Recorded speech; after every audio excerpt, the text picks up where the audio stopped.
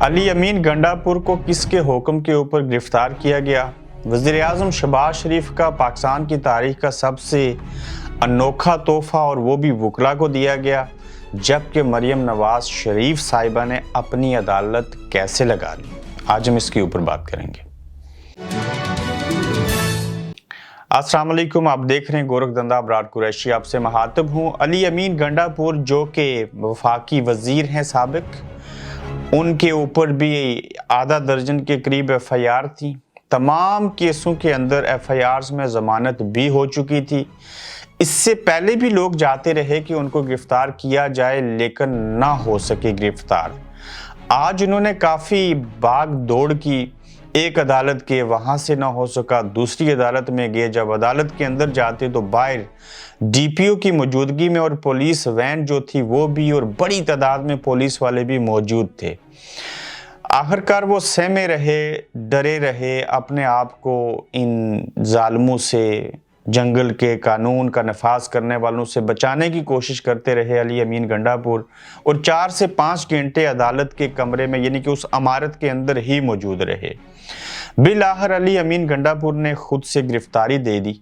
जब गिरफ्तारी दी तो वहां पे बाहर गिरफ्तारी देने से कबल उन्होंने मीडिया से भी बातचीत की, और जब एक सहाफ़ी ने, किसी ने पूछा कि आपको क्यों गिरफ्तार कर रहे हैं, उन्होंने कहा मेरी तो जमानतें हो चुकी हुई हैं। फिर जब अली अमीन गंडापुर ने पूछा कि आपको किसने हुक्म दिया है कि आप अली अमीन गंडापुर को गिरफ्तार कीजिए, चूंकि जितनी FIR थी उसमें जमानतें भी हैं, किसी अदालत ने तो कहा नहीं, तो उन्होंने कहा जी कि हमें ऊपर से ऑर्डर आया है। तो अली अमीन गंडापुर ने कहा कि ऊपर तो एक ही ज़ात है, उस परवरदिगार की, उसके अलावा ऊपर कौन है? तो आप लोग समझ के होंगे कि ऊपर से सरकार ये वही है जिसको एस्टेब्लिशमेंट कहते हैं, जिसको एहसास अदारे का एक पॉलिटिकल विंग कहते हैं, जो लोगों को गिरफ्तार करता है। फिर ये भी खबर हमें देखने और सुनने को मिली, ये मेरे ख्याल से मेजर आदिल राजा ने की, कि मुराद सईद का हाल भी वैसा बेहाल किया जाएगा जिस तरह से अरशद शरीफ का किया गया।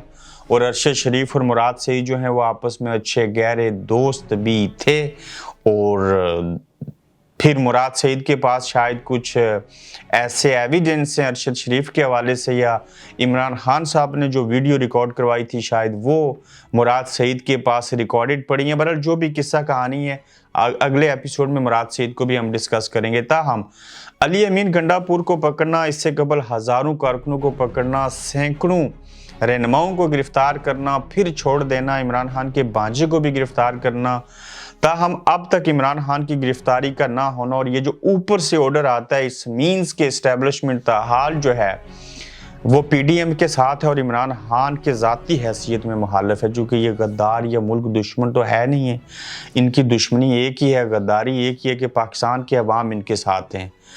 तो जब तक ये इस्टेब्लिशमेंट जो है वो इस तरह से पकड़ दकड़ जकड़ रहेगी, लड़ती रहेगी लोगों के साथ, बजाय इसके कि कहीं और जाके लड़ें, तब तक हालात नहीं संभलेंगे। और इन लोगों को, चाहे वो अली अमीन गंडापुर हों, चाहे वो इमरान खान हों, या कोई भी हो, उसको सिर्फ एक ताकत बचा सकती है, उस ऊपर वाली ताकत के बाद जो ज़मीन पे है, कौन?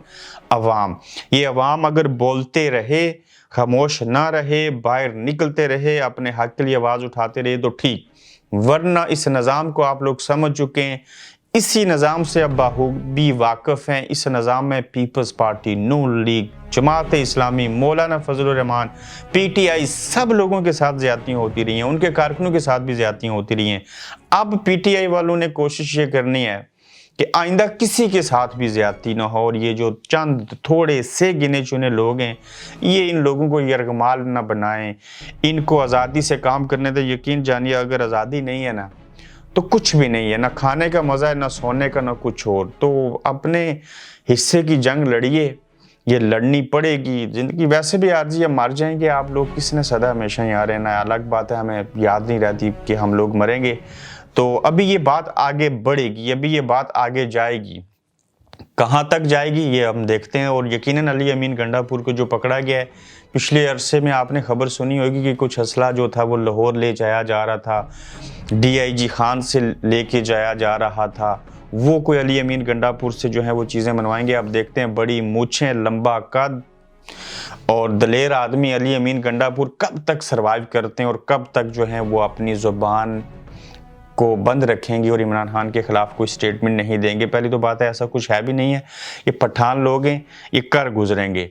अच्छा जी, वज़ीर-ए-आज़म शहबाज शरीफ साहब ने बड़ा अनोखी नौइयत का, अनोखी किस्म का तोहफ़ा जो है वो दिया है वकला को, मेल और फीमेल को। ये गए थे कम्प्लेक्स का, हाई कोर्ट कम्प्लेक्स जो है उसका इफ्तिताह करने, और वहाँ पे जज्बात में आ गई है। जैसे भी उन्होंने कहा जी मैं दो स्विमिंग पूल जो हैं वो ऐलान करता हूँ, मर्दों के लिए अलग और औरतों के लिए अलग। ये कहने की हर क्या ज़रूरत थी, स्विमिंग पूल में तो जाहिर है मर्द अलग होते हैं और औरतें वैसे भी अलग होती हैं। तो ये उन्होंने वकला को खुश करने के लिए स्विमिंग पूल का तोहफ़ा दिया है। वो वहाँ पे तैराकी करेंगे, गर्म पानी होगा, उसके बाद वो बड़े फ्रेश होंगे, बेहतरीन लोगों के केस लड़ेंगे।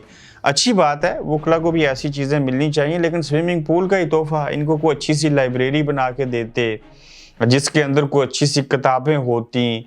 दुनिया के अंदर 4 किस्म के लॉज होते हैं, उन 4 किस्म के लॉज की किताबें उस लाइब्रेरी के अंदर ट्रांसलेट करवा के उर्दू ज़बान में भी रख देते, तो उनको पता चलता है कि इस्लामी कानून क्या है, कॉलोनियल कानून क्या है, यूके एंड यूरोप का कानून क्या है, फिर हमारा पाकिस्तान का कानून क्या है, पता चलता। फिर ये लिंकन यूनिवर्सिटी का बताते जहाँ से कायद-ए-आज़म मोहम्मद अली जिन्ना पढ़े थे। फिर यहाँ ऑक्सफोर्ड यूनिवर्सिटी के बारे में उनको बताया होता, बरतानवी लॉज क्या होते हैं, यहाँ के चीफ जस्टिस कैसे काम करते हैं, यहाँ पे वकला जो है वो किसी पॉलिटिकल पार्टी के साथ अपनी एफिलिएशन नहीं रख सकते। अगर रखें, मेंबरशिप लें, तो उनको वहाँ बताना होता है कोर्ट में, या उनको बताना नहीं होता। अपना लाइसेंस जो है वो या पॉलिटिक्स करेंगे या आप प्रैक्टिस करेंगे, दोनों में से एक चीज़ कर सकते हैं। तो ये तो इस तरह के लॉज होते हैं हमारे मुल्क में। वकला पॉलिटिक्स भी करते हैं, वही वकला जज बनते हैं, वही फिर पार्टियों के कारिंदे बनते हैं, फिर जाके फैसले करते हैं। आखिर कब तक ये होगा? और हमारी बुनियादें बहुत कमज़ोर हैं, कानून अच्छे थे, अमल दरामद ना हो सका। मरियम नवाज शरीफ साहिबा ने अपनी अदालत ऐसे लगा ली कि वो जब इजलास में बैठती हैं तो ये जितने फैसले हो रहे हैं पार्लियामेंट को मुस्तरद करना, 132 लोग आए पार्लियामेंट में, 42 लोगों ने दस्तखत किए। वो जो करारदाद लिखी थी उसका कोई खाना दाएं बाएं आगे पीछे खाली नहीं छोड़ा, दस्तखत करते रहे। और मरियम नवाज शरीफ साहिबा चाहती हैं कि जैसे मैं कहूँगी वैसे होना चाहिए, और हम जो फैसले करेंगे वो काबिल कबूल होंगे, और हम पार्लियामेंट जो हैं हमारी हैसियत ज़्यादा है कंपेयर टू सुप्रीम कोर्ट के चीफ जस्टिस के, और हम जैसे चाहेंगे वैसे ही होंगे। यानी कि मरियम नवाज शरीफ साहिबा ने ये कह के एक तरह से अपनी अदालत लगा ली है कि हम अपने फैसले खुद करेंगे, वो अदालतें जाएं भाड़ में माजरत के साथ। हम उनके फैसलों को ना मानते हैं, ना उनके ऊपर अमल करेंगे, बल्कि ये इंसाफ की असूलों के मुनाफी फैसले हैं, और हम अपनी अदालतों के ज़रिए ही, यानी कि पार्लियामेंट को अदालत बना लिया तो उसके तहत फैसले किए जाएंगे। अब जिन लोगों ने दस्तखत किए हैं, इसमें आइन की आर्टिकल की शिक है एक 68 मेरे ख्याल से यकीनन, जिसके तहत इन लोगों को जो है वो कुछ सज़ा जज़ा भी हो सकती है। चीफ जस्टिस कितना तामुल मजाजी से मुज़ाहिरा करते हैं, क्योंकि अदालत आलिया की जानिब से किए जाने वाले फैसले के ऊपर ना ही पब्लिकली उनको चैलेंज और डिस्कस और उनसे इनकारी किए हो सकते हैं, आप पार्लियामेंट के अंदर भी उनसे इनकार नहीं किया जा सकता। तो जब इन्होंने इनकार कर दिया तो ये 3 जजेस बचे हैं, बाकी 12 अलग हैं, तो ये कैसे सर्वाइव कर पाएंगे, क्या होगा? इस्टेब्लिशमेंट भी लोगों को पकड़ रही है। मैं हैरान हूँ कि ये उमर अता बंदयाल सब कैसे उनकी ब्लैकमेलिंग में नहीं आई, जबकि आपको बताया था आखिरी दिन जिस दिन फैसला सुबह होना था उस दिन रात को भी चीफ ऑफ आर्मी स्टाफ ने, मैंने आपको खबर दी थी कि उन्होंने chief justice of Pakistan Umar Ata Bandial से बात की है। आप खबरें चल रही हैं परवेज़ अलाई को भी गिरफ्तार किया जाएगा, कब गिरफ्तार होंगे या नहीं होंगे, फिर मुराद सईद के हवाले से भी, और उसके बाद भी अहम खबरें हैं इफ्तारी के बाद बरतानिया में, और आपकी सहरी से पहले एक अहम एपिसोड करेंगे। अपना ख्याल रखिएगा, फिर आपसे मिलेंगे नए एपिसोड में। अल्लाह हाफिज़। आप देख रहे हैं गोरखधंधा अब्रार कुरैशी के साथ।